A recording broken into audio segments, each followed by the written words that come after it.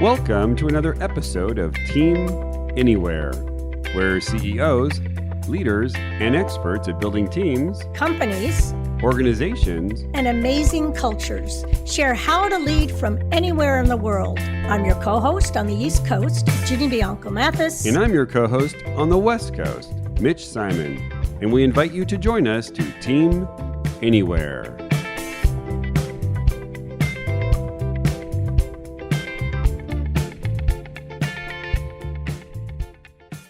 Today, our guest is Scott Shute, head of mindfulness and compassion at LinkedIn. Yes, you heard that title right, the head of mindfulness and compassion. He's also the author of The Full Body Yes. Scott's vision is to change work from the inside out, and his mission is to mainstream mindfulness and operationalize compassion for the 3.3 billion workers in the world. You will discover the mindset and practices of companies that are 14 times more profitable than the standard S&P average by spreading mindfulness and compassion at work. This is truly a gem of an episode to be listened to, contemplated, and shared. Hello, welcome to another episode of Team Anywhere. And I am Ginny Bianco Mathis on the East Coast. And I am here with my wonderful co-host, Mitch Simon. And we are very excited today to have a guest who is very much on a journey that we all are, I think, have been on for about 2 years now. And that is Scott Shute, who is going to talk to us about his new book that is very powerful. Welcome. Thanks very much. Thanks for having me. I appreciate it. Yes, terrific. So we're going to begin with asking you what we've been asking most of our guests, which is, what have you learned from the last 2 years? The last 2 years, only two, huh? Yeah. Sure. Well, I guess there's pre-pandemic and post-pandemic, right? This is exactly the big thing that has happened. And, I guess I'm learning a little bit about detachment. And what I'd say is I'm still learning, right? We're all works in progress. I'm no different. There was a bunch of stuff that was about to happen right before we got shut down that I was super excited about. I was giving a big presentation at a conference. Both my kids were graduating. We were going to take a trip to Africa, which we'd been talking about for 10 years. One graduated from college, the other from high school. And, during the pandemic, when it first started, I'm a total optimist, right? So I thought, 2 weeks, 3 weeks, we'll be back in office. Like, whatever, this is not a thing. Let's just do our thing and let's get back. And then slowly life started slipping, right? So I'm watching my daughter who was in high school. First, it was I'm sure you'll still have prom, or I'm sure you'll still have your lacrosse season, or I'm sure you'll still have graduation. And one by one, each of those things were taken away. And I got to watch the suffering that happened for her and for everyone else, whether everybody had some sort of issue, whether they were big or small. And even in my own life, just learning to let go a little bit, right? And really connecting. So what I see in my own self and see in others that, yes, we've had this big challenge as a people, right? The whole globe went through something altogether. But what I see is when I ask people what's most important to them, it became really clear. What's most important is our health and our connections, our relationships. And everything else took a little bit less importance over this past year. And I think that's wonderful, right? Not to discount any of the, quote, bad stuff that happened or the challenges we've all been through. But I think that's actually been a really big gift of the pandemic, is getting us back to closer to center of what's really important. So let's get into this wonderful book. It's called The Full Body Yes, Change Your Work in Our World from the Inside Out. Why'd you write this book? Sure. Well, it's something I've been thinking about for a very long time, like starting in 9th grade. I always knew that I would write a book. And every time I would, sit down to write it or think about writing it, it just wasn't there. It just wasn't time. But there was this impatience, like, well, I'm supposed to be writing a book, right? And I was coming home with a friend from a speaking engagement in December of 2019. And my friend's driving, and he gets this funny look, and he looks over at me and he goes, "The universe has told me to tell you it's time to write your book." And I kind of checked in. I'm like, well, does that feel right? And it did. For the first time in my life, it felt like it was the right thing. And, I'd never written a book before, but I have all these stories that I tell when I deliver workshops or do speaking events. And so I found an editor, and, she helped me turn 100 stories into 40 stories. And I had this outline. And then as soon as I had this outline, the pandemic hit and I was at home. Right. And so it was perfect timing, because then I wasn't commuting to work. Right. Yeah. The universe was ready. Yeah. So I traded commuting time I'd get up every morning at the same time. And instead of commuting, I'd do my morning practice, I do my meditation, and then immediately go write for half an hour or sometimes twice an hour. And then I'd be done. And it just flowed. It just came right out. So part of my answer is it was time. and part of my answer is, I have this role. My role is I'm the head of mindfulness and compassion at LinkedIn after a career as an executive at LinkedIn and other places. And I wanted to write a book about compassion. Like, what does it mean? How can we be compassionate? And I realized my answer to that is like, it's 99% our own development, our own getting out of our own way.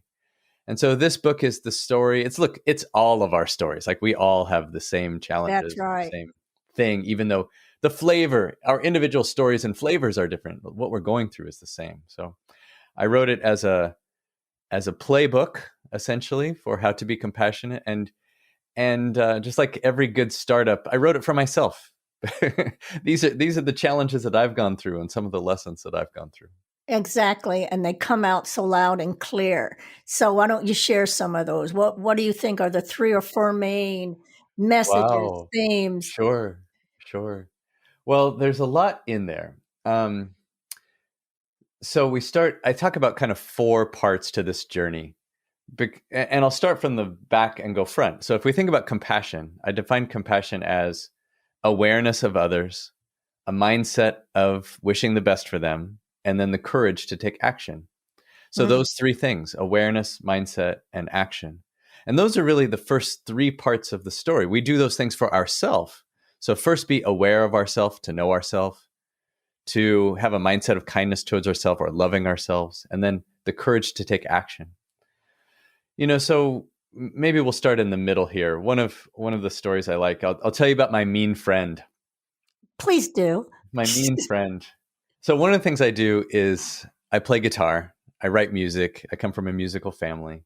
And every year we have a block party here. I live in San Jose. So we have a block party. And there's a cornhole tournament and barbecue and sitting around and hanging out. And once every 20 years, when we're not in a drought, the firemen will come and turn on the hydrant for the kids to play in. That doesn't happen very often. Not at all. As you might imagine. But there's also music. At the end of the night, my friend and I will set up a little stage on my friend's porch and we'll play music. And this last time, not during COVID, but the year before, a different friend, my mean friend, came over. He was hanging out. I was getting ready for the block party. I was like doing a Google search for party songs on acoustic guitar, that you could sing along to. And my friend comes over and he's like, "So are you playing music again for the block party?" I was like, "Yeah." He's like, "Huh? Like what? What do you mean, huh?" He's like, "Oh man, I don't know. I mean, last time when you guys played, like a bunch of people just left. Like they left where you were and they went to go play beer pong or hang out in some area and trade whiskey shots or whatever." Yeah. Okay. My friend wasn't done. He's like, "Honestly, I'm not sure that you're that good." Like, oh, jeez. And so I can start to feel like the heat rising, in my chest. I can feel my face get red and the little beads of sweat around my, receding hairline. And I don't feel very good about the block party anymore. Like I'm trying to think of reasons to get out of it, where before I was excited. But my friend was not quite done. Oh, gosh. This mean friend. This friend said, "And seriously, like, why does it have to be about you all the time? Like, why do you have to be on stage all the time? Like, look at me. Look at me." And I was just feeling like, oh my God. Like I'd been kicked in the stomach. And all of a sudden, my life got very small. I didn't want to do anything, right? Oh. Now, you might ask, like, that's a terrible, like, why would you keep this friend around? Yeah, why would you keep this friend around? I mean, we don't let people talk to us like that. Why would I keep this friend has been with me for a very long time. This friend, he thinks he knows me better than anyone else. Like he'll tell me things that he thinks are keeping me safe. Like, tell me the Uh-huh. truth.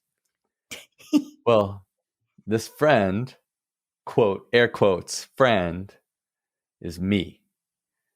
That's the story in my head. Oh, I love it. Right. And we Yeah. all have that friend. Ariana Huffington calls it the obnoxious roommate. Yeah. Right? That friend Yeah. that's in our head that just like, and why would we let that happen? We would never let a real person talk to us like that. We would fire that friend immediately. But somehow we have this inner critic that we just allow to run rampant inside of our heads. Now, part of it is we've evolved this way, right? Just like our amygdalas in our bodies are constantly looking for danger, and we trigger the fight or flight response whenever we see that danger. That's not great in our physical bodies, right? Because it used to be we needed that to run away from a tiger. But now our bodies are triggered in the same way when the kids are fighting in the room next door when we're trying to do a Zoom call, or we're triggered by an email we get. Now, in the same way, our minds work the same way, right? We tend to focus 99% of our energy on the 1% of our life that is hard or wrong or dangerous. Yes. I call this pothole management, right? There could be 1,000 miles of perfect road and one pothole, and we spend 99% of our time on the one pothole and not any percent of time on the 999 miles of perfect road. So the counterbalance to this, and this is in this section of, love yourself, are things like gratitude or self-care or I love this question, what else is true, right? So if we go back to my guitar example, okay, maybe people did leave that area to go play beer pong, but what else is true is a lot of people really enjoyed it. What else is true is a lot of people, that's their favorite part of the night. And because they want to sing along. And if I don't go and play and sing, they don't get to sing either. And what else is true is, look, if Paul McCartney and John Lennon themselves, along with Ed Sheeran and Jimi Hendrix and whoever else showed up, there would still be people who went to go play beer pong, right? Love and it. trade whiskey Yes. shots because that's what Yes. they do. So when we look at our lives in totality and really, really know ourselves and then really, really care for ourselves, then we're much stronger to deal with the hard things. Totally. I love it. So let's take that, the knowing oneself, and then loving and compassion and taking action. Yeah. What kind of meaning does that have for a leader? Sure. Especially now in the hybrid environment. Sure. Right. Well, what we're finding is, let's take a trip down memory lane to talk about the history of work first, to talk about why this stuff is so important. Let's. If we think about the agrarian age, which we've lived in for thousands and thousands of years, and we rewind to the times when we were building pyramids, yeah? So essentially you had kings and slaves, right? And so slaves were not very highly valued workers. And over time you had landowners and serfs. And again, workers were not super highly valued. And then we graduated. Well, I don't know if it's graduating. We moved on to the industrial age. And you imagine big factories where everybody's making widgets. And probably workers are still in that time is viewed as not super valuable, interchangeable. But here we are in the information age. And a company like LinkedIn, which is where I work, we don't have hard assets. We don't have a manufacturing line. We're not selling a physical good. We're selling information. So the only asset, we have intellectual property, but the most important asset we have is our people, right? And so what we know is when our people are at their best, the company is going to be at their best. All right. So now with that as a frame of reference, now let's talk about leadership, because now we see how critical it is to be a great leader. Because these people can go wherever they want, right? They're very powerful as workers, more powerful than any time in history, because the workers are in control of their own careers now to a large extent. So it's really important to be a great leader. So in that context, what can a leader do? Well, we've really realized the value of emotional intelligence. And it all fits the same things I'm talking about. First, we deeply know ourselves so that we can know other people. We can be aware of them, right? We love ourselves, or let's say that we have a mindset of kindness or wishing the best for ourselves so that we can have a mindset of wishing the best for others. And then I have courage to take action for myself, right? I'm going to do the hard things for myself, which allows me then to do the hard things for others. Now, when I am vulnerable as a leader, a lot of people are scared of that. They're like, that seems counterintuitive. I need to project this confidence and instill some Absolutely. fear in my employees. Yes. That thinking is actually outdated. That's the old thinking of the agrarian age, where I just told you what to do and you shut up and just do it, or I'll find somebody else. That world is gone. Or it's evolving towards this world where, no, I can't just tell you to do it or I'll get somebody else. It doesn't work like that. The best people write their own tickets to the best companies, right? So if we want to be successful, we need to treat those employees as the super valuable resource they really are, which means I, as a leader, need to up my game. So this is the why and some of the how. Yes. All right. Now I'm going to push you further. Let's do it. Yeah. What's the action? So now I'm going to try to do that with this team, with a group in front of me, two or three groups all over. Sure. How do I create that engagement, that feeling, that compassion, that action? Let's talk about it in a couple different ways. First, me as a leader, but also as a team. There are a few really powerful things I can do as a leader. One is to be human, right? So the strengths of a leader are to have a clear vision, right? A clear purpose, like where are we headed? Because the whole organization, like the shape of a pyramid, is relying on the CEO or the leader of that particular group to say, here's where we're headed. So clarity of purpose. Then clarity of values, like what's really important to me, but also the organization, and being really clear about that and never deviating from that. And then the third thing is clarity of communication, just over and over, like here's where we're going, here's why, here's what's important. Now, along the way, because people want to work for those three things, they want to work for someone who has great values, who has a great purpose, and who communicates clearly. Along the way, some of the tips are be human, because people don't want to work for a robot. They don't want to work for what they want is to be able to see themselves in that leader, the good parts, right?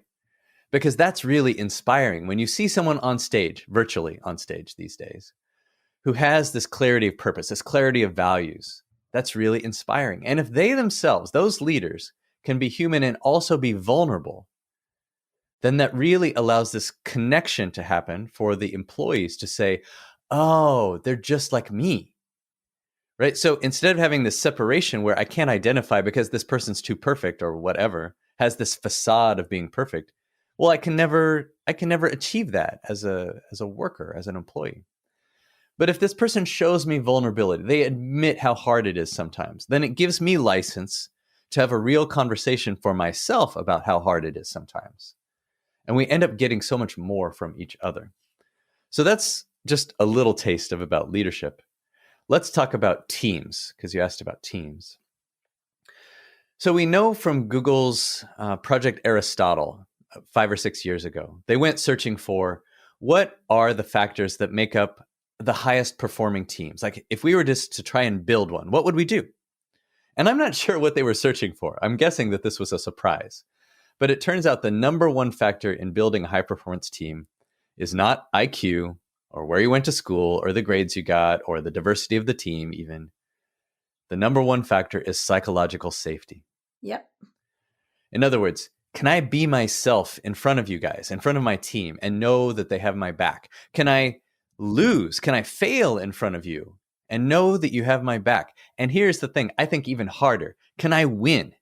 Can I succeed in front of you and know that you have my back? So imagine we're a sales team, right? And we're 3/4 of the way through the quarter, and I'm already at 220% of quota. And my friends are at 85% of quota.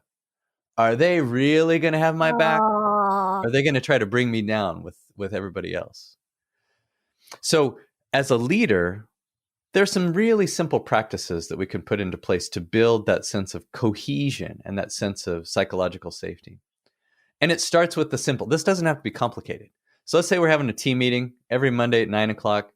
Before we just jump into the to-do list, let's take 5 minutes or 7 minutes and just go around what everybody wants to talk about. If they have something to share, what's a personal, professional win, or maybe something you're grateful for. And in the beginning, this sometimes feels like, oh man, are we just wasting time? Like we have Yeah. stuff to do. Let's get to our to-do list. Yeah.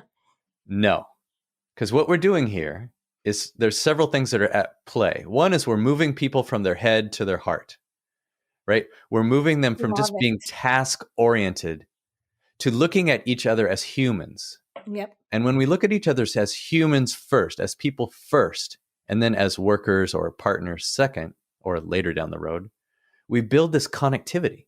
And then we're much more willing to be our full authentic selves. We're much more willing to see them, to celebrate them as their full authentic self. And back to our point of why does this matter? Because the only thing we have as a company is our people. And so if these people feel comfortable at work, they feel safe with the people they work with, and they feel like they can bring their full body, yes, their everything about them to work to bear.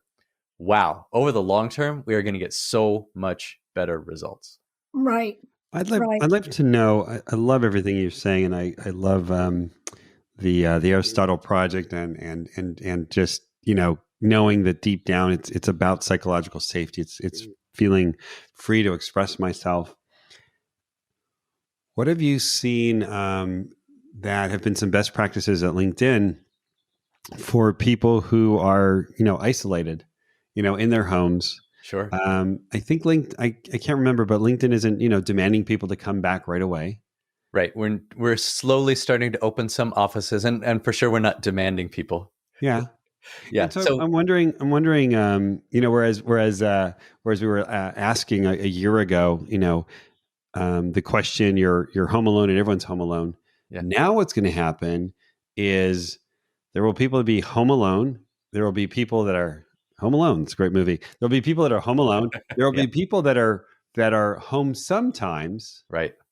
And so just to talk about your mean friend, the mean friend would be saying, you need to be at work, when actually what I need for myself, my full yes, would be to be at home right now. Right. So how are you going to, how would you advise people to deal with, gosh, I need to be at work, I need to be at home, because those options will be there. Sure.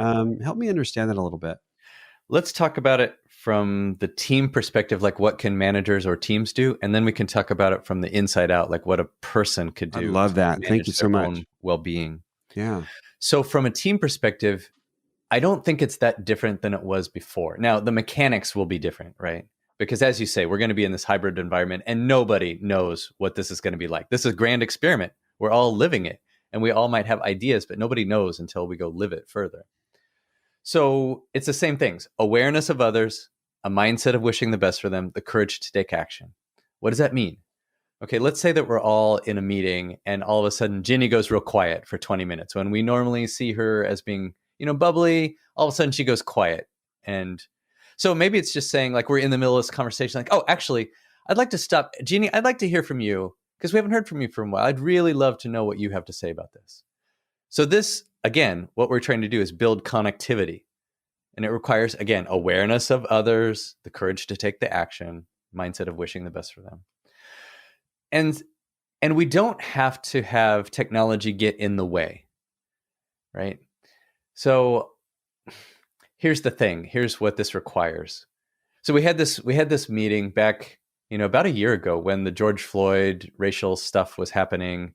We had this meeting. We had a town hall in my work group. I report into learning and development. So there's about 40 of us, and we scheduled an hour just to kind of, give people a chance to vent or give people a chance to tell their story.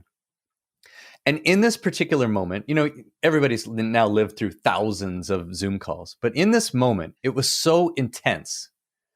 People were sharing their story and everybody was making eye contact with the camera, right? You could just see that everyone was fully present. Everyone was respectful, super respectful of each other in this conversation. When our Black colleague was telling about her stories, we were right there with her. We were crying alongside her because we were fully present. We were doing all the right things. We weren't shopping on Amazon. We weren't, doing email while sort of listening to everybody else. We were fully present and committed to connection. Now, what was supposed to be an hour-long meeting turned into 2.5 hours. And at the end of it, somebody said, wow, this is the first time I feel like the technology didn't get in our way. Right? And in fact, the technology enhanced it because there was no way that we could all be in the same room looking at each other in the same way with that amount of people. So it's this level of commitment to connection and to being present that is going to be required regardless of the technology or how many of us are physically at work versus physically at home or some hybrid in between. Now, as a person, I think this is a really great question. There was an article I just shared today. I think it was from the BBC about the cult of work or the basically our addiction to work. And it was a nice piece on like how we got here. And it's rooted in this fear. It's rooted in this fear of, wow, if I don't do this, bad things will happen. Or if I work really hard, good things will happen. And my happiness depends on either of those things, right?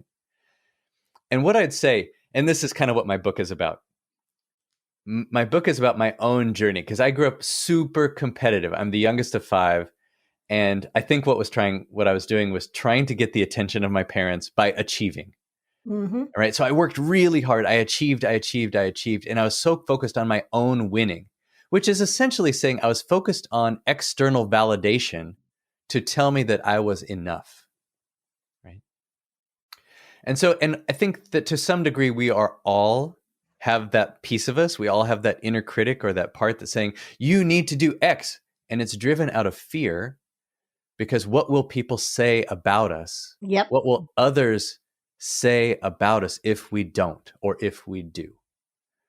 So the true path to happiness starts from the inside out through the things that we just talked about. And what I would say my advice for people is just realize that you are in charge. You have choices. Nobody's forcing you to do anything, mostly, right? Like you could quit your job, you could quit your relationship, you could not go to that meeting or go to that meeting. Every one of those things is a choice. Every one of those choices have consequence, but you are in charge of the choice. So what do you need right now? Do you need to be at home for 2 days because your kids are at home? Or do you need to work harder for 3 days because there's a big project? There's no one right answer. There will be some seasons in your life where you need to invest a little bit more in your career, and that's the right thing. Or there'll be some seasons in your life where you need to invest in your own health or the health of your family or your family, period. And that's the right thing. But you're the only one that knows the right answer in that moment. Yeah, and I think Scott, what this time has allowed us to do, hopefully, is to get a better understanding of ourselves. For those of us who've taken that time, yeah, and to have the courage to, number one, know what I need right now, and then number two, from a team perspective, be able to communicate that and feel it's okay to communicate what I need right now. That's really important. Right. It's okay. And that's why the role of the leader is so important. Because if the leader is openly talking about their own challenges, not all the time, right? Because nobody wants to hear you. Nobody here wants to hear about your messy divorce or, too much about your sickness or whatever, but a little bit to show us that you're human. Then that gives us license to have that conversation with each other. It's like, wow, I'm struggling right now and I need your help. Or I'm going to have to take 5 days off and I'm sorry, but this is what has to happen. Mm-hmm. The role of the leader and the rest of the team is to say, yeah, so your health, the employee's health and your mental well-being is the most important thing. So do what you need to do. The work will be there when you get back and we'll figure it out together. Yeah. I love that thing. Wow. Yeah. And so as the leader, you need to create the space for all of that to happen. Yeah. Now, what do you do when you're up against a leader who doesn't get it? Well, there's a few things. So let's say I'm in an organization and somewhere above me, CEO or whoever it is, my manager directly, somebody above me doesn't get it. There are a couple things that are most obvious. It's kind of the same thing like when I teach workshops or when I lead a meditation, sometimes what will happen is somebody will say, this was amazing. How do I get my husband or how do I get my spouse to come do this? Because they really need it. Yes. Right. The first part of that answer is you don't. You don't. You can't force anybody to do anything. So the most powerful thing you can do is model this behavior, right? You can model this behavior. The second thing you do is to realize that you have choice, right? So if you've gotten to the point where you've modeled the behavior and maybe you have the courage to provide that person with feedback about how they might benefit, but really we're talking about our own experience. Like, here's what this practice or this type of thing has meant for me, and here's how I see it change. And if you say that 3 or 4 times and they don't get it, you have a choice. No one's forcing you to work there, right? And maybe your talents would be better served at a place or at a manager with a manager that does get it. Yeah. That's so true. And a lot of folks, and you might hear this too, that I've shared that with, they'll say they reached a point where they could sit themselves down and say, I have a choice. But that doesn't happen in the early years. Yes, it's almost hard. A Maslow hierarchy of needs, right? First, I need a paycheck to even get there. For sure. And this goes back to our values, when we're really clear about what our values are, right? And sometimes our values are, I am 26 and I have 2 little kids. I need to make money right now. Right. That could be the value. But don't be bitter about it. Like, realize that that's a choice you're making. There you are in charge of that choice. That's right. And so it goes back to the seasons of our life. There are some seasons where we have a little bit more flexibility because maybe we have more resources in that moment. There's times when the resource is time. We're taking care of kids, we're taking care of a parent, or we're taking care of ourselves, and we just don't have time to invest in our career. Whatever that is, it's learning to be okay with the choices we've made after we've prioritized our choices and taken action toward those values. So that awareness first then allows you to step back. That's right. I make this choice, though it's not great. I'm living with it now, and I'm aware of that. That's right. I wanted to ask, because I think for the listeners that are just really keen on this podcast right now is, okay, how did you become the head of mindfulness and compassion at LinkedIn? I mean, that's the big question. That's right. There must have been either a personal transformation for yourself, because you said you were a very competitive, 5th child. Yeah. And B, as well as LinkedIn must just have an incredible appreciation for the importance to even create a position like this. All of that is true. So I'll try to give you the shorter version. So my career has been as an executive in customer operations or customer service roles. And that was my gig at LinkedIn for the first 6 years at LinkedIn. I led this team that was 1,000 people. It was essentially all the customer facing stuff that's not sales. And in parallel, I started a meditation or contemplation practice when I was 13. Wow. I have been teaching since I was 19 or 20 in college. I am a member of the clergy outside of work. So it's been a big deal. It's been a huge part of my life. And about 2 years into my LinkedIn experience, I realized, like, wow, this place is really open. Maybe I can finally bring some of that to work, because it's something I've never talked about at work, right? Just never. I've always covered that part of me. And as such, there's this big part of my life that was not able to be expressed. And so 2 years in, I realized our CEO is talking about his own meditation practice through Headspace. He's talking about compassion in leadership. Right. I was thinking, wow, this is a place where I could bring my own practice. So I started by leading one session on a Thursday afternoon at 4:30 in the Heavenly Conference Room. Of course. Very auspicious. And that first time, there was one person there. There was one guy. And I'm sure that he was just as terrified as I was. I never saw that guy again. Oh, God. The next week there was 3, and then there was 5. Then it became a regular thing. Then I would do bigger events because people knew I did it. You know, the marketing team would have an offsite with 300 or 400 people. They'd have these breakout sessions with 80 or 100 people. They'd have me lead a couple breakout sessions. Wow. You know, or the CFO would have a big meeting with 300 or 400 people, and I'd kick it off, you know, with a 20-minute meditation for 300 or 400 finance people. And it just became my identity, that was the point, because that's who I am outside of work. And then for me, I volunteered like this for 3 or 4 years. I led our mindfulness program as a volunteer. We didn't have one, you know, some volunteers and I created one. And then for me, the tipping point was our CEO at the time, Jeff Weiner, gave the commencement address at Wharton. And you know, in a commencement address, you have 15 minutes for the best piece of advice you have in your whole life, right? Right, right. And his message was, be compassionate. If you're going to be successful at work, if you're going to be successful at life, be compassionate. And then the next day he's on TV, and this is all the reporters want to talk about. Like, they have one softball question just to get out of the way about business and 20 questions about compassion and leadership. Oh. And I'm watching all this thinking, okay, it's time. It's time for me personally, because I'd been in my ops role for 6 years. I was ready to do something else. But it's also time for LinkedIn, because we just told our 15 or 16,000 employees that compassion was the most important thing that they could do, and sent them back to their desk. And that was it. Like, what does that even mean? Right. And so I made a pitch to Jeff and our head of HR, and we essentially created this role with a blank sheet of paper 3 years ago.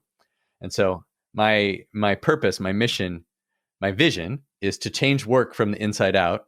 And I mean that for 3.3 billion workers. And the how is the mission. It's to mainstream mindfulness and operationalize compassion. So that's how I got there. That is so beautiful. What a story. Oh, God. I know. What are we doing here, Mitch? So it's essentially, Yeah. So I'm trying to then model what I just talked about, right? Yeah. I got to you must. use the full body. Yes, I got to use every part of me. But it took me, I'm 51, right? I was 48 when I took this role. It took me, and I was 23 when I started working. It took me 25 years to closer and closer and closer and closer and closer get to the center point of my values of who I really am. Wow, I to then be able love to live that piece. And I think having a few folks in my family in their 20s, they need to hear that, because they expect it all at once, Yeah. right? Right. And I felt it too. Like, when I was 27, I wanted to leave that job and go whatever. But that's hard. And there's 2 parts of this. There's the practical and there's also the inner. Like, when I would ask inwardly, like, hey, should I leave my job and go whatever, do this thing? The answer is like, no, you're good. Stay where you are. And the inner part is like, seriously? Like, I don't want to stay where I am. Like, what? No, stay where you are. But if you fast forward 25 years, I'm going to air quote this, I'm not as powerful, or I'm not as constructive to the world without those 25 years of leadership experience. Right? There you go. This was all for a reason. And there's another part of it, which I think is useful. There's this Japanese concept called ikigai, which some people are familiar with. Think of it as 4 circles, a Venn diagram with 4 circles. And this is the purpose in our life, trying to get closer and closer to the center point. And the 4 circles are the following. 1 is what I love to do. 2, what I'm good at. So that's our hobbies, right? What I love to do, what I'm good at. 3 is what the world needs. Sometimes that's our hobby. Mm-hmm. And 4 is what someone will pay me for. Right? And so if I can get to the center point where I can line up those 4 circles, then I've gotten closer and closer to my full body yes, this place where it really feels good.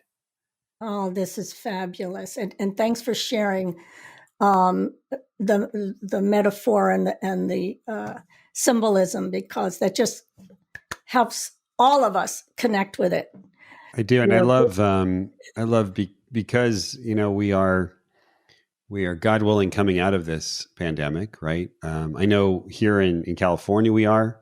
I know my cousins in Canada are not, unfortunately. And we could all still use this time. I love, what is the center point of my values? The center point of my values is the center point of who I am. And I think your message really rings true for me is, we do have this time now. And I just, if I were to prognosticate, that's a long word, would be, I would see a lot of great companies saying, you know what? If you come to work every single day and work 20 hours a day again, you're never going to get to the center of your values. Right? You really do need some time to be at home, to be on vacation, to actually, and I think you would profess as well, to spend some time just with yourself. That's right. Sometimes doing nothing is something worth doing. Yeah. Right. Just to stare up into a tree. So here's the counterintuitive thing. There's a book called Firms of Endearment, and later the same folks wrote Conscious Capitalism. And the research that they did showed that companies who take care of all of their stakeholders, not just their shareholders, are more successful.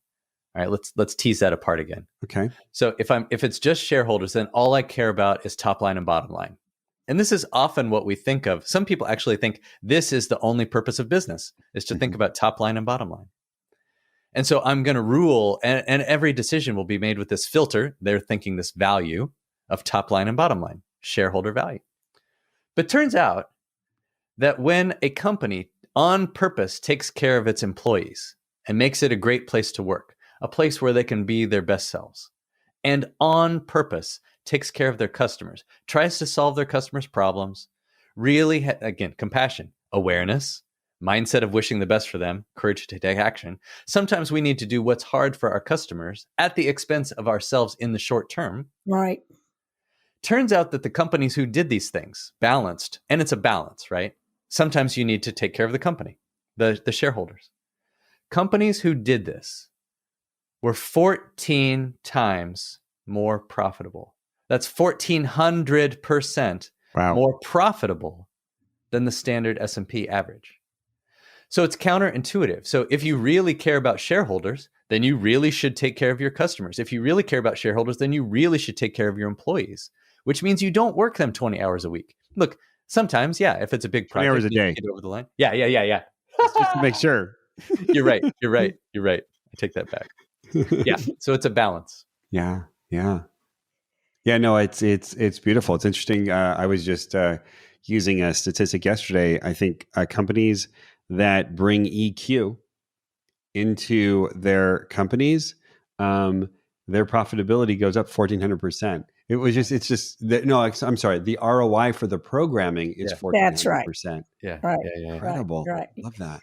Yeah. Once Daniel Goleman proved that 20 years after initially EI came out, Right. then all of a sudden people started paying attention to it, which is unfortunate, but it's interesting because the science is already there. That's right. We already scientifically know that the thing we're talking about works, but we're so ingrained in this agrarian mindset of just do what I said to do, or I'll find somebody else. Yeah. And that is hopefully fading away because that's not how it works in the long term. Wow. Well, this has been so enlightening and inspiring. I'm going to have to go off and meditate right after this. Where can our listeners find you? Sure. Well, so the book is called The Full Body Yes. You can find it at thefullbodyyes.com, but it's also available wherever, Amazon and Barnes and Noble. Oh, I learned a fun thing. Yeah. If you want to support your local bookstore, but you want to buy online, there's this place called bookshop.org. And you can buy online, but you can assign the profits to your local bookstore, which I think is really cool. That is. Yeah.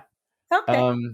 And you can find me. I'm most on LinkedIn, so you can follow me on LinkedIn or go to scottshoot.com. And if you want to do meditation with me, follow me on Insight Timer. I do Insight Timer live about every 2 weeks, and I have some classes recorded there as well. I will do that. So I definitely will do that. Wow. Mitch, could you take us home here? Yeah, Scott, this was just by far an incredible morning. And I think I'm going to listen to this podcast a couple times. Yeah, can we put this up? Can we get this out there faster? I think we do. We do need to do that. But I've really thoroughly enjoyed this. One of my clients, we stole someone from LinkedIn down in San Diego, and Scott, this man lives according to everything that you have shared today. Yeah. And there's something special about this man. There's something special about LinkedIn and the people that we attract. And then when they go other places, I hope they take all that goodness with them. They have. Yeah. So with that, I want to thank you, our incredible listeners. And I want to thank you, Scott. I want to thank you, Ginny Bianca Mathis. And if you've loved this, please, absolutely, this episode, share this with your friends and your colleagues. Share our podcast. It's getting a lot of traction. Again, thank you all. And we'll see you next week on our next episode of Team Anywhere.